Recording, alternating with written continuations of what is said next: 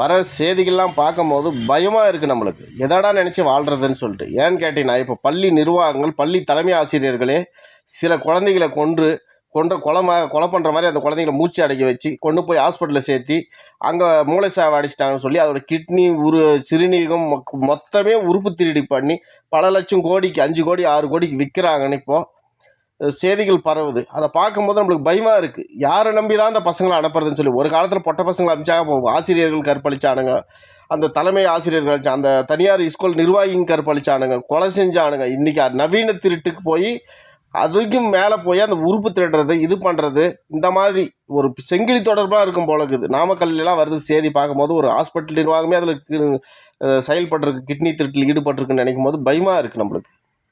என்னடா செய்கிறதுன்னு சொல்லிட்டு. அப்படின்னா இந்த உலகம் எதை நோக்கி தான் போய் நிற்குது? மனுஷனை கூட ஒரு சந்தையாக தான் பார்க்குறான், விற்பனை பொருளாக தான் பார்க்குறான். நம்மளை உயிராகவே யாரும் பார்க்கல, நம்மளை மனுஷனாகவும் பார்க்கல. தயவு செய்து சொல்கிறேன், எல்லோரும் கொஞ்சம் உஷாராக இருங்க, விழிப்புணர்வோடு இருங்க.